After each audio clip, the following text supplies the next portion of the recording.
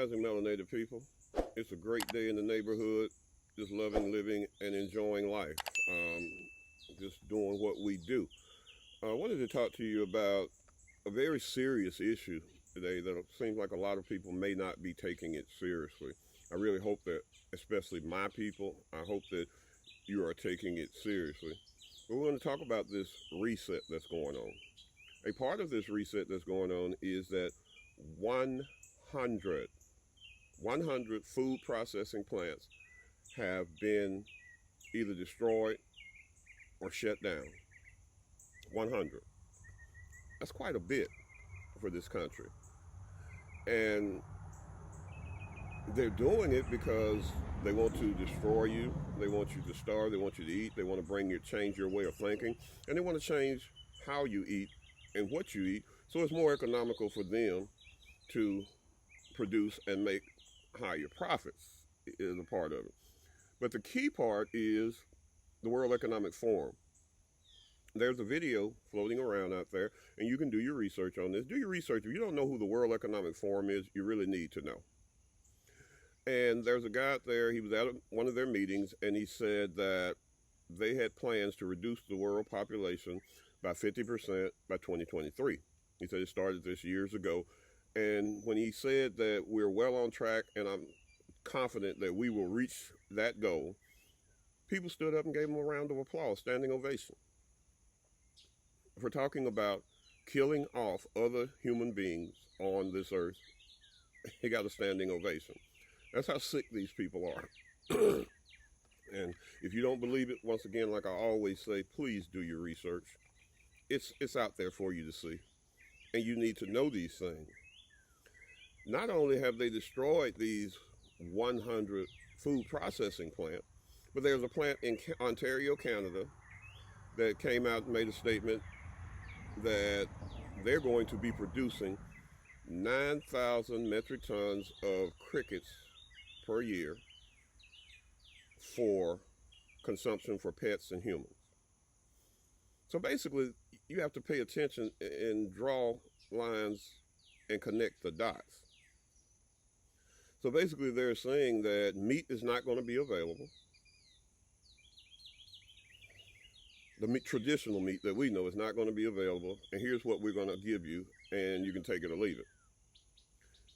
Because if you don't believe that, 300 cows dropped dead, one farm, one area, one day, and then 3,000 the next, soon after that. And soon after that, 300, 3,000, then 10,000 soon after that. All just dropped dead. And they're saying heat stroke. Now, I raised cows with my grandfather and my grandmother, and heat stroke cows, son, I don't know about that. That sounds awful shady and awful fishy. But maybe it won't sound so shady to you and so fishy to you after you talk about this reset. The Great Depression, that was a reset. I know they told us in school and they want us to believe that the stock market just couldn't take it, stock market failed, and it happened overnight. People weren't expecting it. People were jumping out of windows, la-di-dee, la-di-da. Yeah, those people wasn't expecting it, but the powers that be planned it out because this was the roaring 20s. This was the opportunity, probably maybe the only time in history when there was any truth to the American dream. Because people could make moonshine because prohibition was going on. Prohibition started in 1920. So prohibition was going on. People were creating ungodly amount of wealth. Where do you think the Kennedys got their wealth from?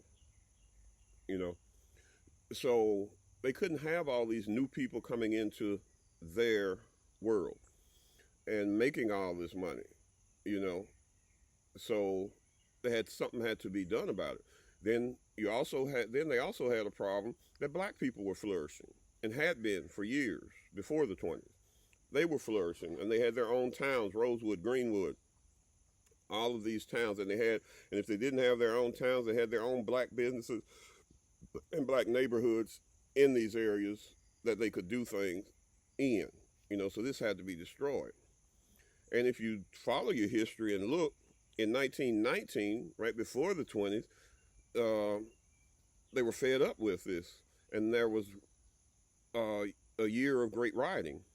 Basically, white people going around burning down black businesses, black neighborhoods, black towns, things like that, eradicating them. All of these melanated people's hard work, eradicating it, wiping it out.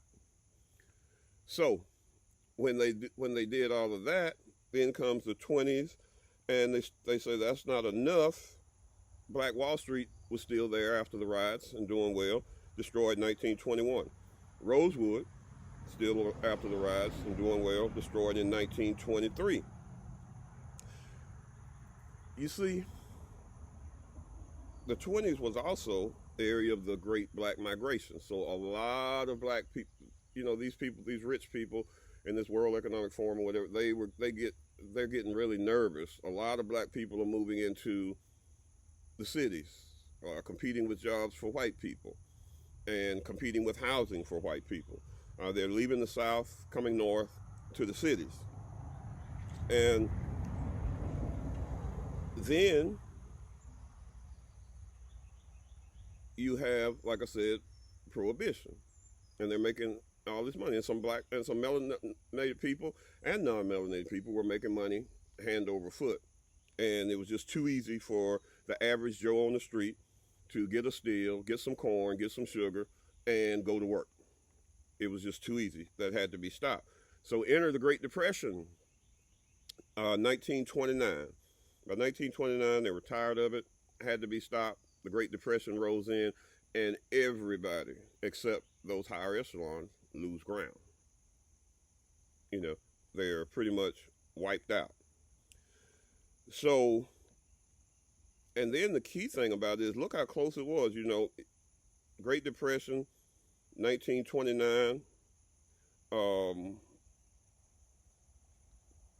Prohibition started in 1920, and then shortly after that, I think it was around, I'm not sure about the date, I think Prohibition was repealed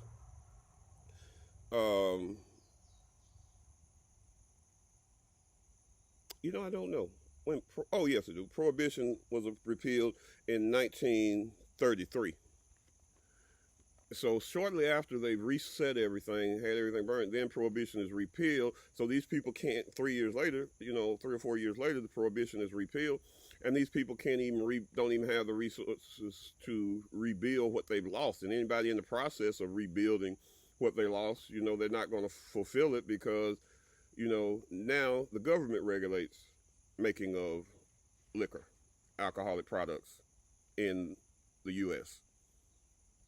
So it's all a plot, it's all a plan, and it's all processed and planned out. So now, you need to sit down and talk to yourself and see, do you believe that we're in a reset? And if you believe we're in a reset, what extent will it go to? From what I've seen so far, it'll be worse than the late 70s, than the late 60s, early 70s reset. It's going to be way worse than that. And it could be worse than the Great Depression. It has the potential because now they're messing with your food to a really deep extent. There's not going to be any processors plants out there to create the food. So you can't even expect, even if you believe that the government is on your side and that the government is not a part of this rich 1% and that they're working for them, even if you don't believe that, how can the government make somebody reopen a burned down plant? And they say they don't have any money. How can the government make somebody reopen a plant that they closed down and has been sitting idle? They can't. So these plants are not, if the rich 1%, if those people don't want these plants to come back and start back operating, they're not going to come back and start operating. So you're 100 plants down on your food processing. There's not going to be enough food to go around for everybody.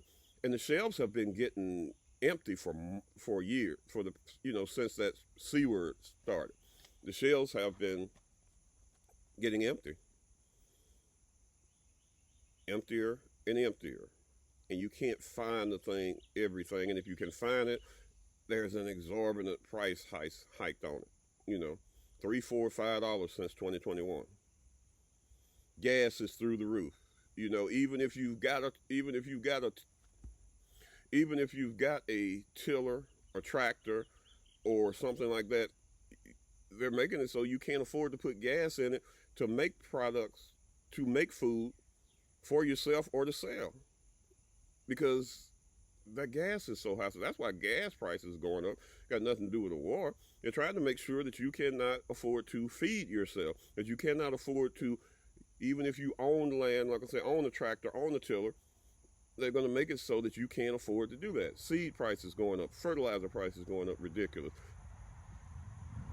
You can't do it. And that's the whole point of the whole thing, my melanated people, is to ensure that you cannot eat and that you cannot produce and provide for yourself. And another similarity to it is, if you watch all of these TV shows, and all of them are true and you believe it, Real of Huntsville, Real of Atlanta, Real of this, Real of that, there are a lot of black people out there that are flourishing and making money. Just like there was in the,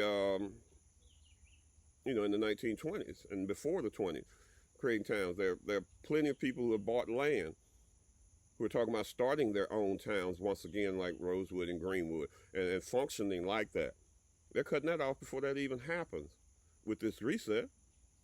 They've acquired the property, but with gas prices so high, construction costs so high, how are they going to build these towns?